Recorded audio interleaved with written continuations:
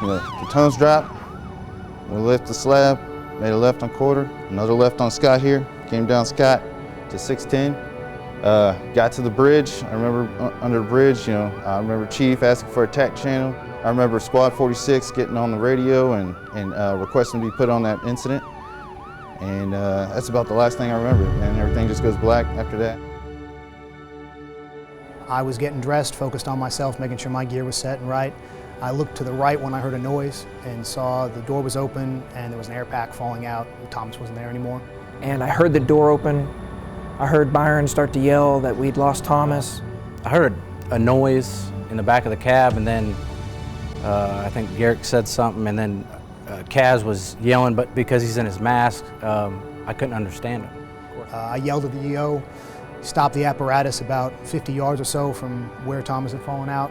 I went out Thomas's door, ran back to him. I looked back and saw the door was open, and I actually put the parking brake on and hopped out, and I could see Byron running back to where Thomas was on the ground.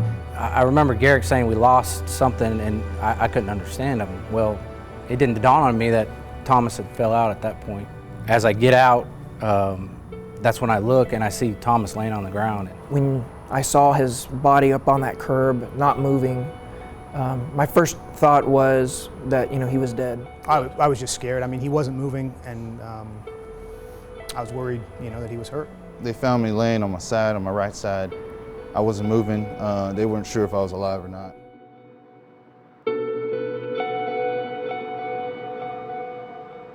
He wasn't moving while I was running back to him. When I got to him, he was sort of halfway on the median and halfway on the street. And we had quite a bit of traffic that was passing around us. Got him back on the median, got his mask and helmet off, and was very relieved to see him breathing and moving around a little bit. The next thing I know is I'm in the back of a medic unit, and everything's going on in there.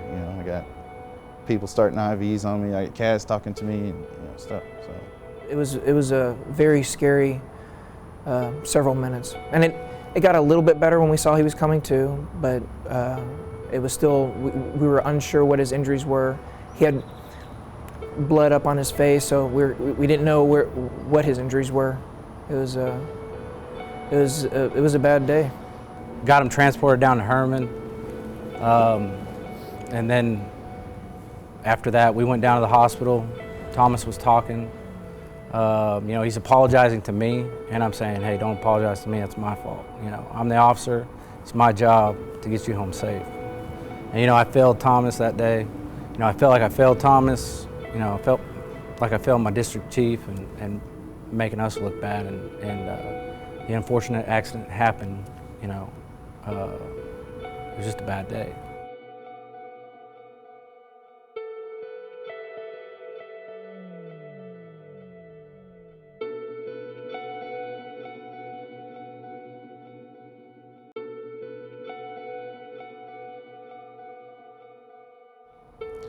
I got a 3.5 centimeter tear in my right shoulder.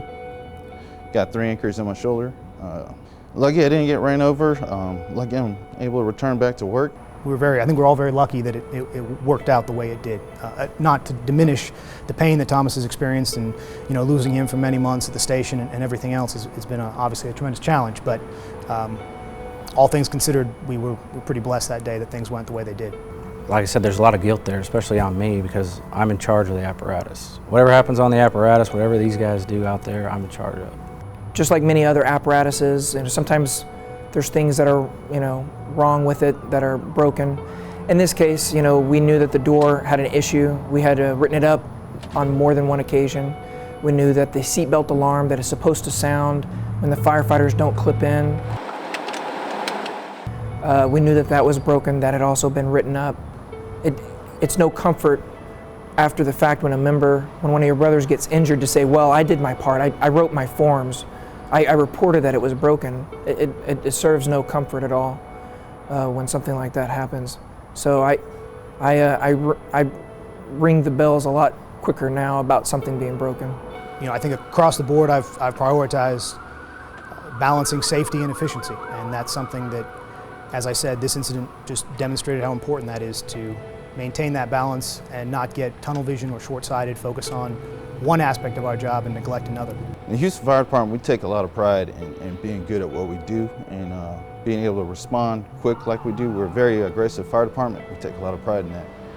But I think as a department, we need to start taking pride in being safe about things. Prior to the accident, you don't think something like that can happen. You're like, it's a culture in the fire department. Hey, it's a box. Let's get in the pumper and let's go. You worry about what's going on, what are you responding to, what your assignment's going to be. There's a lot of different things that people might think when they hear of an incident like this, things that they do that possibly make them immune to experience a similar situation. But the fact is, we were driving slowly. We were making a turn that we make a dozen times a day. Instead of hurry up, hurry up, hurry up, hurry up, hurry up, let's slow down.